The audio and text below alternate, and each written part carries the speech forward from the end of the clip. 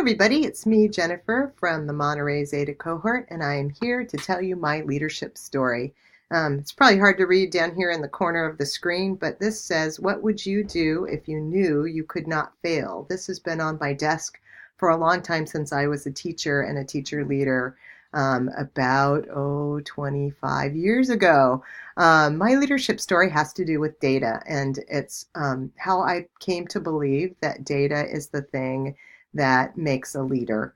Um, the story starts out, and this is actually an actual book that I made way back when. It looks like this. And I can actually tell you the story of our school and how we changed it for the better. This was in about 2004 when I first became a principal of Landmark Elementary School in Pajaro Valley. And we had a good school with hardworking people and great students. And we started our journey with the receipt of an HBSG grant for about $1.5 million. And I was a brand new principal without the great amount of experience that some principals have. I'd been an assistant principal for about 8 months and was handed $1.5 million to make our school improve. And I was terrified.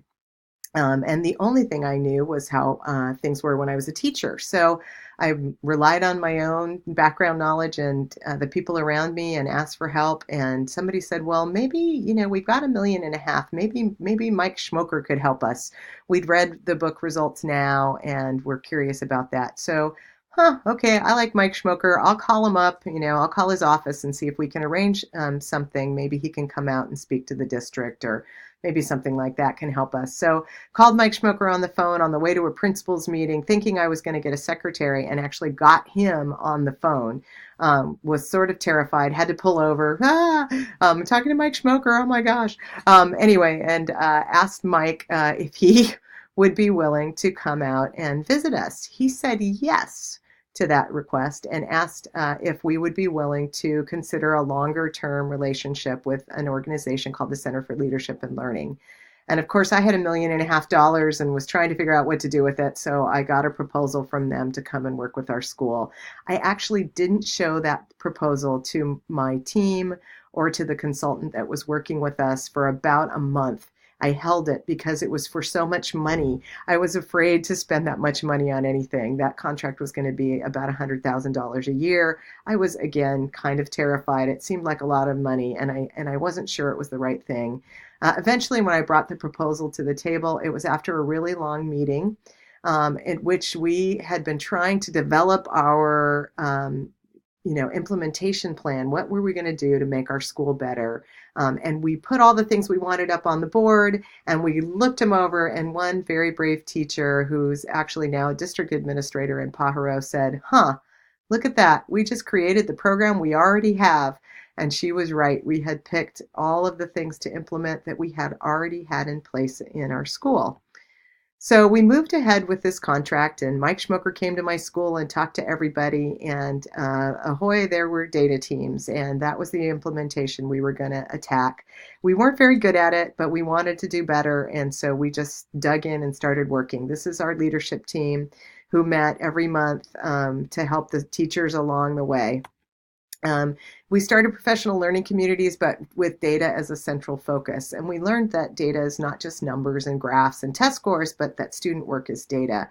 And that was, I think, one of our most important things that we learned.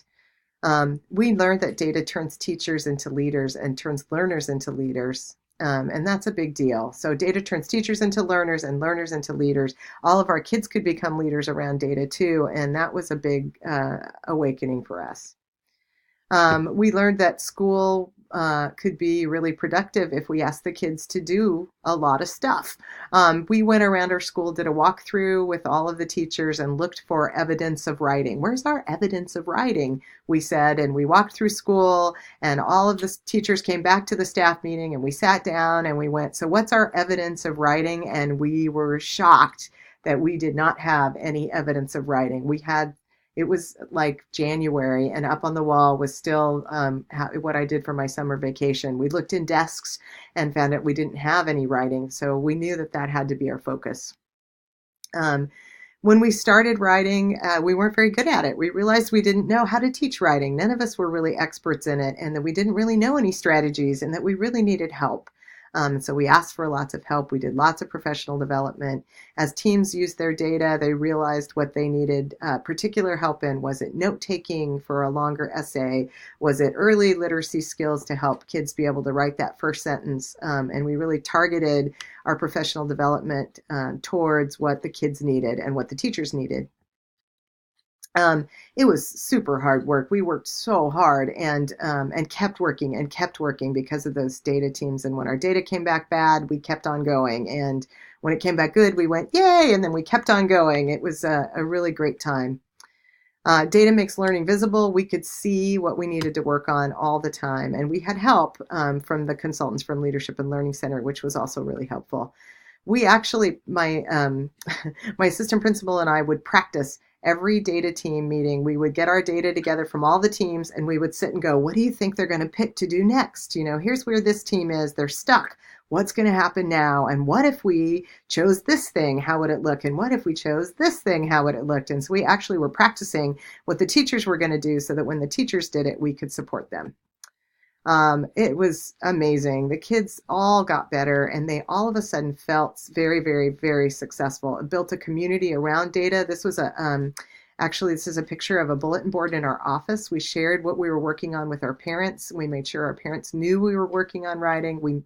They knew what our data said, and they saw their students' work and knew how we were actually assessing it. So that 4 and that 3, those are an above level and proficient level writing for second grade in October. So that was our learning to include others. It was agonizing at time. This was not easy at all. This little second grade team chugged along and couldn't figure out how to get more and more and more writing. They struggled, and we had a team that was pretty much fighting and not getting along at all. And we just learned a lot about teamwork and how to move forward together. Some of our kids had a hard time. They'd never been asked to think and write in this manner before, and so deeply. So it was a challenge for kids too, but they soon learned that they also could do it, which was awesome. And they look a little happier there. So this is a way everybody can understand. Data shows everybody where they are and where they can get better. So it was great for everyone. Oops, there's a typo there. Sorry, data terms good into great. Data turns good into great. Our school, we were focusing on writing, but we started to realize the academic potential of our kids. So we actually had a math team from our school that went to the county and won honorable mention, which was exciting. This was a school that was 95% English learners, 68% of those came into school without speaking English at all. And this was about 95 to 100% low socioeconomics. And we had a huge special ed population. All of a sudden, we had an honorable mention at the math team contest, and we had 2 kids that won the spelling bee.